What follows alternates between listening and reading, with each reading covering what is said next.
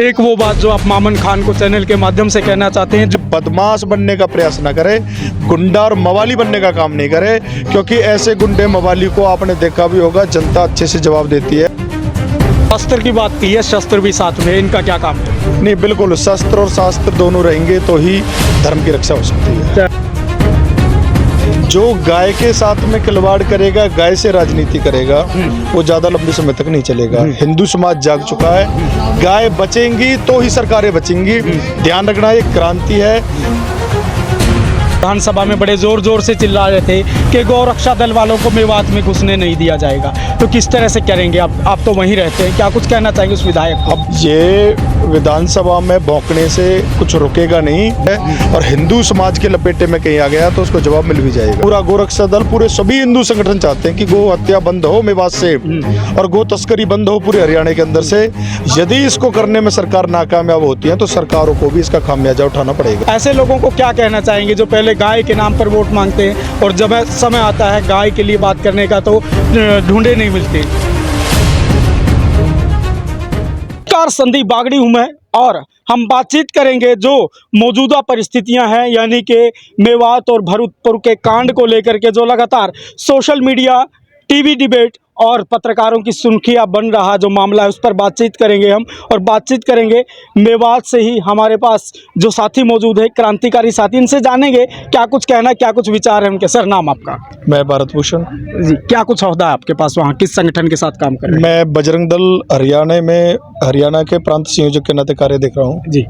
जिस तरह के जो मौजूदा परिस्थितियाँ चली हुई हैं, अभी आप मेवात से ही आते और आपके ही विधायक मेवात से, वो कह रहे थे विधानसभा में बड़े जोर जोर से चिल्ला रहे थे कि गौरक्षा दल वालों को मेवात में घुसने नहीं दिया जाएगा, तो किस तरह से करेंगे? आप तो वहीं रहते हैं, क्या कुछ कहना चाहेंगे उस विधायक को? अभी जब इस बार ये मम्मन खान नाम का जो एक विधायक है कांग्रेस का, और विधानसभा में जिस तरीके से इसने फूड़पना किया है और ये धमकी देता है कि गोरक्षक आकर के दिखाए, तो इसने 6 महीने पहले भी ये बात कही थी, और उसने कहा था, तीनों विधायकों ने खड़े होकर कहा था कि मेवात में गोरक्षक घुस के दिखाएं और वो जिंदा वापस चले जाएं तो हमसे मेवाती कौन कहेगा।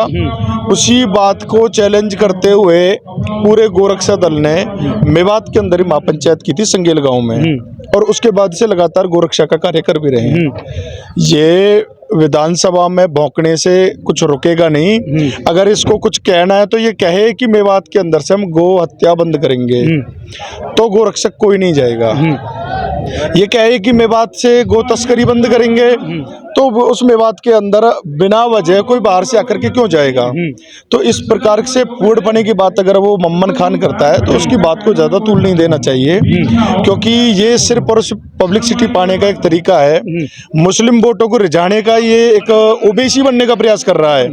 गलत को गलत और सही को सही कहने की इसकी ताकत नहीं है, ना ये कभी कह सकता है। यानी कि ओवैसी का आपने जिक्र किया, ओवैसी इतनी दूर से आकर के उनका पक्ष ले लेता है, भरतपुर पहुंचता है, और अपने यहाँ के जो विधायक हैं, सांसद हैं, किसी की जुबान नहीं खुल रही, उनको लोगों को क्या कहना चाहेंगे आप? देखिए, ये विषय सबको पता है कि जो 2 नरकंकाल गाड़ी के अंदर मिले और जिनको जुनैद और नासिर के नाम से जोड़ा गया, वो गोरक्षक नहीं थे, वो गोपालक नहीं थे, वो गो भक्षक थे, गौ तस्करी का काम करते थे। 5 मामले दर्ज हैं। 5 मामले FIR उसके खिलाफ दर्ज हैं। 4000 का इनामी बदमाश है, और उसके बावजूद भी यदि एक बहुत बड़ा समाज उनके पक्ष में खड़ा होता है तो ये पर गलत है। अगर वो लोग गलत के साथ खड़े हो सकते हैं तो हम सही के साथ हमें खड़ा होना चाहिए। हमारे विधायक और सांसदों को गर्व और फक्र से इस बात को अपनी सांसद के अंदर, अपने विधानसभा के अंदर उठाना चाहिए कि यदि मेवात के अंदर गाय कटती है और गोरक्षक जाते हैं गाय को बचाने के लिए, तो हम गोरक्षकों के साथ खड़े हैं। सत्य प्रकाश जरावता अकेले ऐसे विधायक थे जिन्होंने उस समय पक्ष लिया, स्टैंड लिया। आगे क्या कुछ भविष्य में रणनीति है, क्योंकि चुनाव तकरीबन तैयारियां लोग कर चुके हैं, ऐसे लोगों को क्या कहना चाहेंगे जो पहले गाय के नाम पर वोट मांगते हैं और जब समय आता है गाय के लिए बात करने का तो ढूंढे नहीं मिलते? देखिए, ये गाय कोई विषय राजनीति का नहीं है, ये हिंदुओं की आस्था का जुड़ा हुआ विषय है। जो गाय के साथ में खिलवाड़ करेगा, गाय से राजनीति करेगा, वो ज्यादा लंबे समय तक नहीं चलेगा। हिंदू समाज जाग चुका है, गाय बचेंगी तो ही सरकारें बचेंगी। ध्यान रखना, ये क्रांति है और ये नौजवानों के अंदर क्रांति है और ये अपने चरम सीमा पर है। अब हिंदू समाज पूर्णतः गो हत्या बंद चाहता है। पूरा गोरक्षा दल, पूरे सभी हिंदू संगठन चाहते हैं कि गो हत्या बंद हो हो मेवात से और गो तस्करी बंद हो पूरे हरियाणा के अंदर से। यदि इसको करने में सरकार नाकामयाब होती है तो सरकारों को भी इसका खामियाजा उठाना पड़ेगा। एक वो बात जो आप मामन खान को चैनल के माध्यम से कहना चाहते हैं, जिससे सुनकर वो अंदाजा लगा ले कि यहाँ से जो क्रांति शुरू हुई है उसका क्या कुछ जो परिणाम रहने वाला है।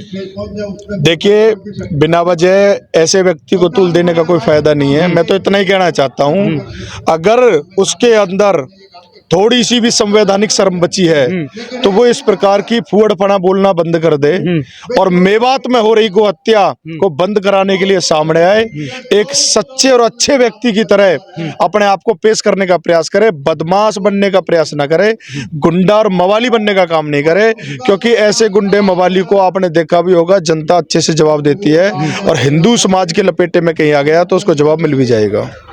युवाओं को क्या कहना चाहेंगे, नौजवान लड़के जो आज ये सोच रहे हैं कि मेरी पढ़ाई पूरी हो चुकी है, अब मुझे कोई चिंता नहीं, मेरे अपने बारे में सोचना है, आज देश के बारे में भी सोचना है, देश में जो हालात हो रहे हैं उनके बारे में भी सोचना है, हमारे प्रदेश में मेवात के जो हालात है जो अपने भाषण में भी कहे उनके बारे में भी सोचना है, तो युवाओं को क्या संदेश है? देखिए, नौजवानों को यही संदेश है, वो अपनी पढ़ाई लिखाई करें, अच्छी बात है, देश की तरक्की के लिए हम अपना योगदान दें, ये भी अच्छी बात है, लेकिन जिस धर्म संस्कृति से हम जुड़े हैं उसकी रक्षा करना हमारा परम कर्तव्य है और उस रक्षार्थ जो भी कार्य हम कर सकते हैं अपनी वे दैनिक दिनचर्या से समय निकाल करके हमें गौ रक्षा करनी चाहिए, धर्म की रक्षा करनी चाहिए और अपने जो हमारे शास्त्र हैं जिनसे हमें ज्ञान मिलता है उनका अनुसरण करते हुए अपना जीवन यापन करना चाहिए। शास्त्र की बात की है, शस्त्र भी साथ में, इनका क्या काम है?